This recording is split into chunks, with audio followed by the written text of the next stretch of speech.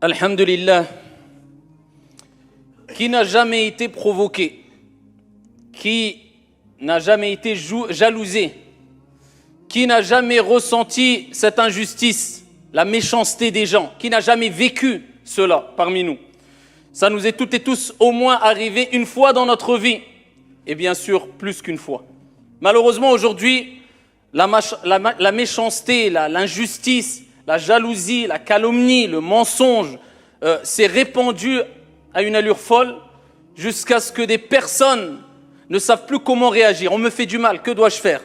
Répondre au mal par le mal? Me taire et supporter? Mais quelquefois ça ne fait qu'empirer le mal? Ou bien invoquer Allah subhanahu wa ta'ala, notre Seigneur, contre celui qui m'a fait du mal, ou en sa faveur? Que faire quand on veut me faire du mal? Que faire face à la méchanceté des gens? Eh bien, à ce moment-là, il est important pour le croyant, pour le musulman, de revenir vers notre référence, Ar-Rahmatul Muhda, celui qui a su comment réagir de la manière qu'il faut, au moment qu'il faut. Alors que des gens ont agi avec méchanceté, avec injustice, ont voulu le tuer, l'ont dénigré, l'ont touché dans sa notoriété, dans son intégrité, dans son honneur, l'ont accusé injustement, l'ont calomnié, l'ont jalousé. Comment a-t-il réagi? لَقَدْ كَانَ لَكُمْ فِي رَسُولِ اللَّهِ أُسْوَةٌ حَسَنَةٌ. Notre Seigneur nous dit, vous avez certes dans le messager de Dieu un excellent exemple. Eh bien, revenons vers ce qu'a dit aussi notre Seigneur, tabaraka wa ta'ala, afin de nous informer comment on doit réagir face à ces injustices, face à ces méchancetés. Et aussi, ces versets coraniques nous permettront aussi d'éviter d'être ici du côté des méchants aussi. Parce que quelquefois, on a l'impression que les gens sont méchants autour de nous, nous veulent du mal, mais on oublie que nous aussi, on peut être les méchants. On peut être les injustices sans s'en rendre compte. Et c'est ce qui est le plus grave. C'est quand on commet une injustice, quand on commet un mal, et on ne se rend même pas compte de notre mal, de notre injustice, en pensant peut-être et en prétendant quelquefois, malheureusement, être sur le bien, et que c'est les gens en face de nous qui sont sur le mal. C'est un problème souvent d'ego. On a envie d'avoir raison. On n'accepte pas le fait de reconnaître nos torts et nos erreurs. Ayyuhal musalloun. Il faut savoir que exprimer sa méchanceté, sa colère, c'est assez facile. Et le fait de patienter, de contenir sa colère, de ne pas répondre au mal par le mal, plus que cela, de répondre au mal par ce qu'il y a de meilleur, par le bien, c'est quelque chose de très difficile. Et ça demande une force énorme. Pas une force physique, mais une force de foi, une force d'esprit, une force au point de vue du moral, une endurance, une patience, une confiance en Dieu et une croyance ferme quant à ce qu'a dit notre Seigneur et ce qu'a annoncé notre Seigneur comme félicité et comme réussite pour celles et ceux qui vont répondre au mal par ce qu'il y a de meilleur. Le fort, c'est celui-là, c'est celui qui contient sa colère. C'est pour ça que le prophète sallallahu alayhi wa sallam nous dit dans le hadith rapporté par Ibn Hibban bisanadin Hassan, avec une bonne chaîne de transmission, il dit un hadith magnifique. Il dit Laysa ash-shadidu man ghalab. Le fort n'est pas celui qui va prendre le dessus. Il dit ensuite Innama ash-shadidu man ghalaba nafsah. Allahumma ij'alna minhum. Il dit celui qui est vraiment fort, c'est celui qui prend le dessus sur son âme. Donc quand il dit au début du hadith, le fort ce n'est pas celui qui prend le dessus, c'est-à-dire sur autrui.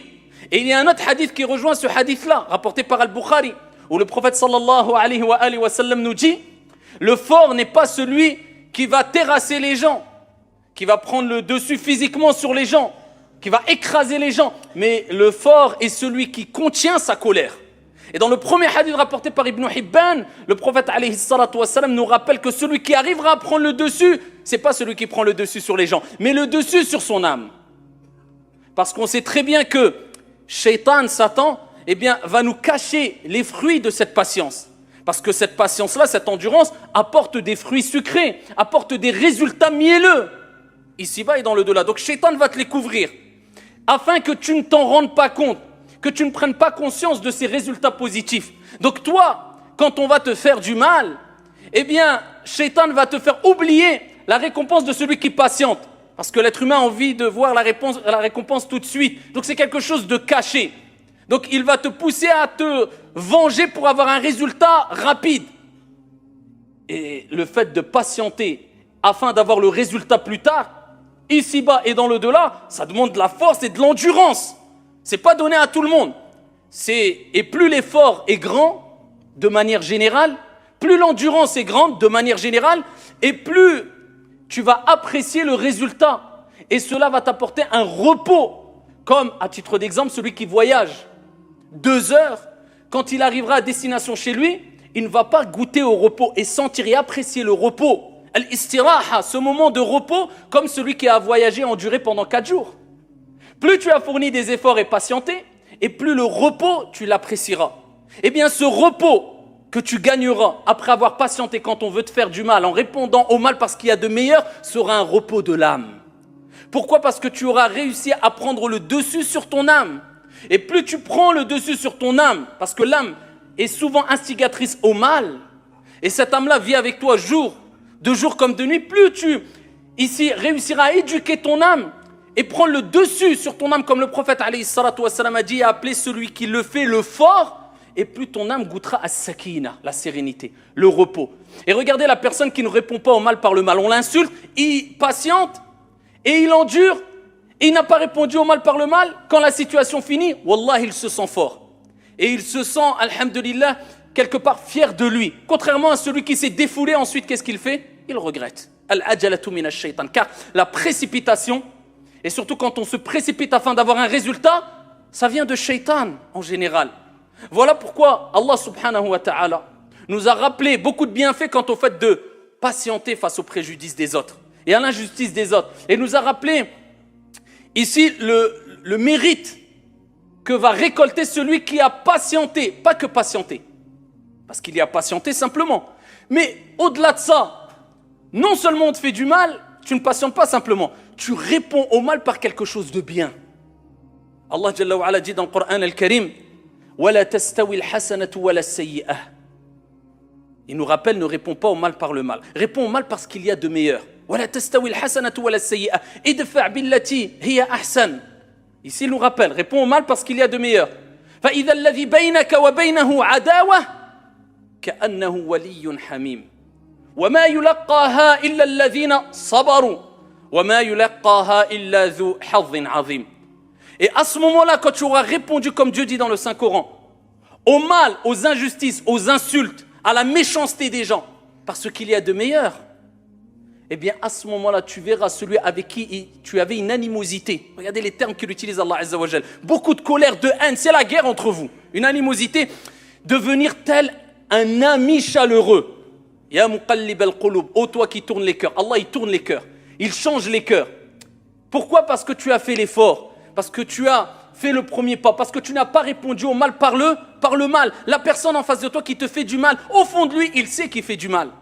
Et tu vas l'éduquer en répondant au mal par le bien. Tu vas lui donner une grande leçon. Il va se dire, je lui fais du mal. Je sais pertinemment que c'est du mal. Il me répond par le bien. Tu vas lui faire encore plus mal que si tu répondais au mal par le mal. Allah dit, voilà, celui avec qui tu avais une animosité, devenir tel un ami chaleureux. Mais Dieu dit, mais qui atteindra ce niveau-là, atteindra ce degré-là? Ceux qui sont vraiment patients et endurants. C'est pas donné à tout le monde. C'est pas donné à tout le monde. Seuls ceux qui ont été comblés d'une grâce immense arriveront à atteindre ce degré-là. Et ça émerveille. C'est pour cela que quand on lit des hadiths du prophète sallallahu alayhi wa sallam, quand il répondait au mal par le bien, on est émerveillé. Et on se rappelle que le prophète était ar-rahmatul muhda et que Dieu l'a envoyé en tant que miséricorde, comme miséricorde pour l'ensemble des mondes. À titre d'exemple, un hadith connu par toutes et tous, rapporté par l'imam al-Bukhari. Vous croyez que ça, c'est pas l'application de ce que je dis précédemment ? Le prophète sallallahu alayhi wa sallam, lorsqu'il était en voyage et il s'est assoupi sous un arbre et il a accroché son épée sur l'arbre, et qu'il y a une personne qui lui voulait du mal, s'est approchée de lui, lorsque cette personne qui lui voulait du mal s'est approchée de lui, et qu'il a saisi cette épée et l'a brandie face au prophète sallallahu alayhi wa sallam, et que le prophète alayhi salatu wa sallam s'est réveillé brusquement. Bonjour, je m'appelle Arnaud et aujourd'hui j'aimerais vous montrer comment utiliser Accountable, l'outil qui vous permet de gérer votre comptabilité et... Cet homme-là a dit au prophète alayhi salatu wa sallam, et qui te sauvera maintenant ? Ça, il voulait le tuer, en finir avec lui. Il n'aimait pas, il détestait le prophète alayhi salatu wassalam. En face du prophète, il y avait al-maut, la mort. Qui te sauvera maintenant? Le prophète alayhi salatu wassalam, c'est un prophète qui reçoit des miracles, c'est un envoyé qui a un degré de certitude qu'aucun d'entre nous, même réunis, ne pourrait avoir. Il dit Allah, mon Seigneur, Dieu. L'épée est tombée, le prophète a saisi l'épée et l'a pointée vers lui et lui a dit, et qui te sauvera maintenant? Il dit, ô messager, ô Mohammed. Il n'était pas croyant. Il ne croyait pas en Dieu et au prophète Mohammed alayhi salatu wassalam. Il dit, ô Mohammed, sois meilleur preneur. Le prophète alayhi salatu wassalam discute avec lui, lui dit une condition. Est-ce que tu attestes qu'il n'y a de Dieu qu'un Dieu unique et que je suis l'envoyé de Dieu? Il dit non. Il dit non. Est-ce que le prophète a dit donc je te tue? Non. L'autre, il a été honnête. En face de lui, il a été honnête. Il a dit non, je n'atteste pas qu'il n'y a qu'un Dieu unique et que tu es le messager de Dieu. Il dit par contre, je m'engage à ne jamais te combattre et à ici accompagner une armée qui te combattra. Je m'engage à cela. Le prophète, il lui a dit, pars en paix. C'est bon, tu peux partir. Il est parti alors qu'il voulait tuer le prophète Mohammed alayhi salatu wassalam, avec cette leçon qui est, cet homme a répondu au mal, à la mort, par le bien en me laissant libre vers son peuple, et il dit Ji'tukum min indi khayrin nas, Mohammed ibn Abdillah alayhi salatu wassalam. Il va voir les gens de son peuple et dit je viens de chez la meilleure des personnes, le meilleur des gens alayhi salatu wassalam. Dans un autre hadith rapporté par l'imam Ahmad, bisanadin Hassan, Abu Bakr as-Siddiq radiyallahu anhu wa arda. Et là, regardez les fruits de celui qui répond au mal par le bien. C'est pas donné à tout le monde, mais les fruits sont mielleux, les fruits sont sucrés. Et tu les récolteras, incha'Allah, et tu goûteras au repos et à l'apaisement de l'âme. C'est pas donné à tout le monde. Mais en prenant conscience de ces hadiths-là, de ces versets, de ces paroles divines et prophétiques, cela va te motiver, te pousser à le faire. Abu Bakr était en présence du prophète alayhi salatu wassalam. Et en face d'Abu Bakr, il y avait des gens qui insultaient Abu Bakr as-Siddiq radiyallahu anhu warda. Ils l'insultaient. Le prophète ne cessait de sourire. Plus les gens l'insultaient et plus Abu Bakr patientait et plus le prophète ne cessait de sourire et continuait à sourire et à montrer sa joie. Abu Bakr n'a pas supporté à un moment et a répondu à certaines insultes. Le prophète alayhi salatu wassalam s'est mis en colère, s'est levé et est parti.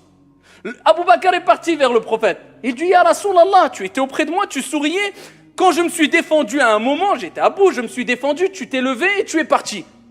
Il dit car quand tu ne répondais pas, lorsque tu patientais, lorsque tu endurais face à ces insultes, il y avait un ange qui était présent et qui ne cessait de leur répondre et cela me réjouissait.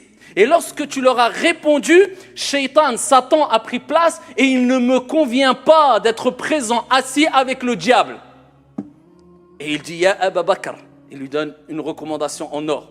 Il dit, Ya Abu Bakr, il n'y a aucune personne qui ne patiente face à une injustice sans que Dieu lui-même, subhanahu wa ta'ala, ne venge cette personne de cette injustice.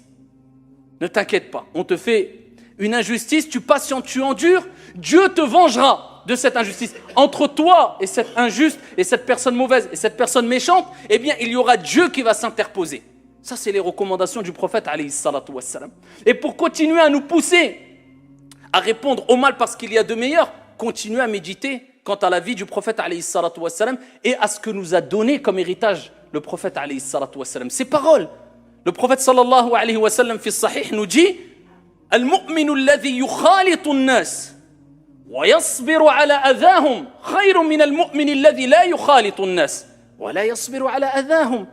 Le prophète le dit clairement, le croyant qui se mélange aux gens, regardez encore le côté sociable, la sociabilité avec laquelle doit vivre le croyant qui se mélange aux gens, الناس, est patiente quant à leurs préjudices, est patiente. Parce qu'il y a des gens, quelquefois, qui disent « Moi, je préfère m'isoler, je ne vois personne, les gens sont méchants, comme si lui était parfait. » Al-Kamalu lillah. Peut-être c'est toi qui es mauvais, peut-être c'est toi qui manques de sociabilité, peut-être que... Et de toute manière, tu ne feras pas partie des meilleures personnes. Soit, quelquefois, il est meilleur de s'isoler. Et le prophète le faisait quelquefois. Mais ce n'est pas de s'isoler à tel point où on se coupe complètement de toute société et on s'éloigne de toute personne prétendant qu'eux sont mauvais, nous on est bons. Le prophète dit « Les croyants qui se mélangent aux gens et qui patientent quant à leur préjudice ou face à leurs préjudices et leurs méfaits est meilleur que le croyant qui ne se mélange pas aux gens et qui ne patiente pas face aux préjudices des autres. Et Allah tabaraka wa ta'ala, notre Seigneur, il nous rappelle que ceux qui patientent, ceux qui endurent, quand ils sont particulièrement en colère et qui refoulent leur colère, eh bien, ont atteint le degré le plus haut en islam. Al-ihsan. Car il y a al-islam, al-iman, al-ihsan. La bienfaisance, tu t'approches de la perfection, c'est le degré le plus haut. Eh bien, Allah Jalla wa Ala dit dans le Coran, وَالْكَاظِمِينَ الْغَيْظِ وَالْعَافِينَ عَنِ النَّاسِ وَاللَّهُ يُحِبُّ الْمُحْسِنِينَ اللهم اجعلنا منهم. Il dit, et ceux qui refoulent leur colère, leur rage, tu es en colère, il contient sa colère, il la refoule. وَالْكَاظِمِينَ الْغَيْظِ وَالْعَافِينَ عَنِ النَّاسِ. Et ceux qui pardonnent aux gens, ils sont connus pour être pardonneurs et pardonnent aux gens. Wallahu yuhibbul muhsinin. Et Allah aime bien al-muhsinin, ceux qui ont atteint ce degré le plus haut en islam, ceux qui ont écrasé leur âme instigatrice au mal, qui ont pris le dessus, comme le prophète a dit, le fort est celui man ghalaba nafsa, qui a pris le dessus sur son âme, qui pardonne aux gens. Dieu aime les bienfaisants. Il les a appelés les bienfaisants, ceux qui pardonnent à autrui. Et parmi les choses à retenir aussi pour éviter de répondre au mal par le bien, pour éviter de répondre au mal par le mal, eh bien, il est important d'éviter de rentrer dans des sujets, dans des domaines, dans des polémiques qui te pousseront à être en colère et peut-être tu vas ne pas réussir à contenir ta colère et rater l'épreuve. C'est pour cela qu'une recommandation que nous a donnée le prophète alayhi salatu wassalam, qui doit être prise en considération de jour comme de nuit par toutes et tous, c'est le hadith rapporté par Abu Daoud, bisanadin sahih, où le prophète sallallahu alayhi wa sallam nous dit, et c'est comme si il nous rappelait, mieux vaut prévenir que guérir. Parce que quand on est dans le feu de l'action, c'est autre chose. Mais avant d'arriver là, tu peux éviter cela. Les conflits, les querelles, les disputes, il dit celui qui délaisse la polémique. Celui qui délaisse la polémique, toute forme de polémique stérile.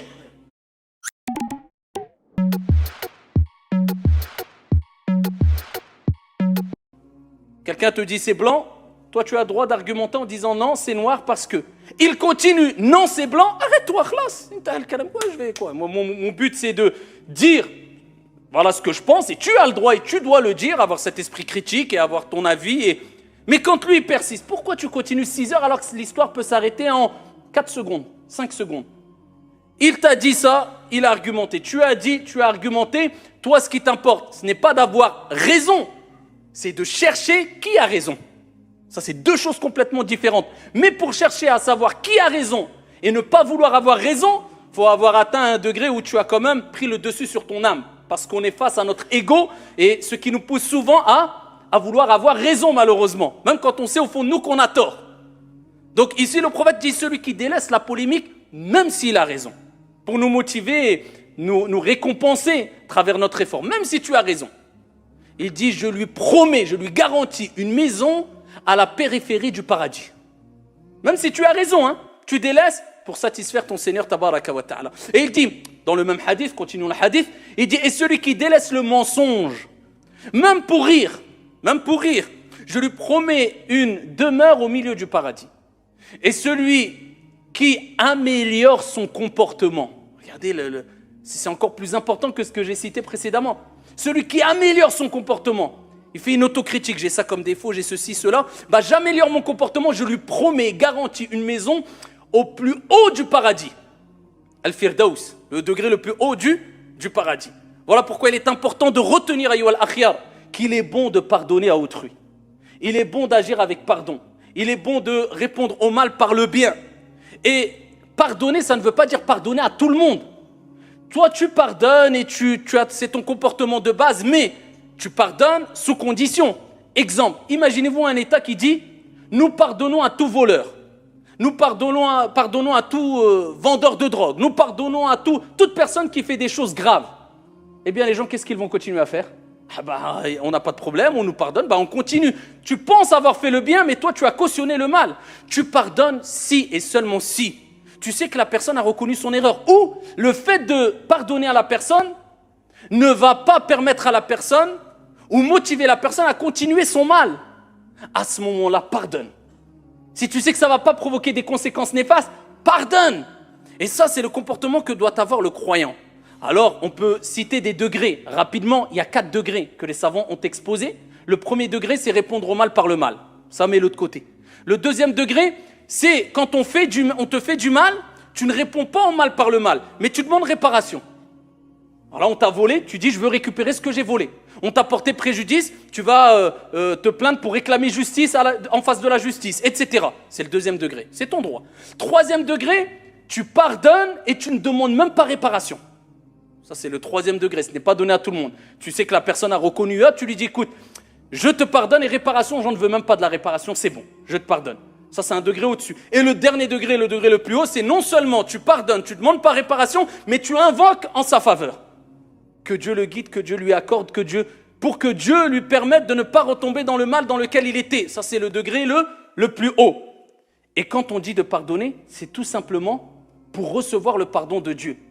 Car le prophète alayhi salatu wassalam nous dit « Man la yaghfir, la yughfar lahu » Celui qui ne pardonne pas, on ne lui pardonnera pas. Et notre Seigneur dit dans le Saint-Coran « Wal ya'fu wal yasfahu » Ala tuhibbuna an yaghfira Allahu lakum, qu'ils pardonnent et qu'ils excusent. N'aimez-vous pas que votre Seigneur vous pardonne? Et on sait toutes et tous que sans la miséricorde divine, nous sommes perdus et que la miséricorde de Dieu dépasse sa colère. Et nous espérons tous le pardon de Dieu. Et c'est pour cela que nous revenons vers Dieu et nous nous repentons vers notre Seigneur Tabaraka wa Ta'ala. Donc comme tu aimerais que Dieu te pardonne, pardonne aux gens.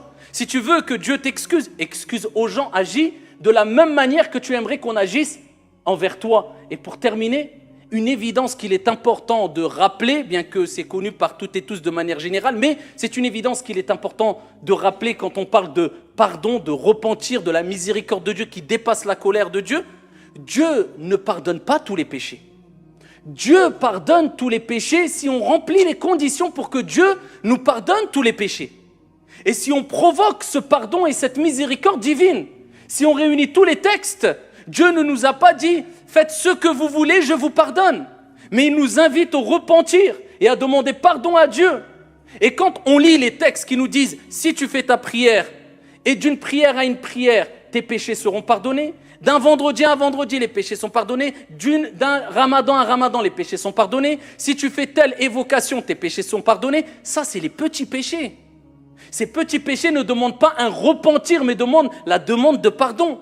Et revenir vers Dieu avec des actions, des œuvres salutaires. Et les petits péchés, on en fait toutes et tous des dizaines, centaines, milliers. Tout être humain, nous sommes faibles.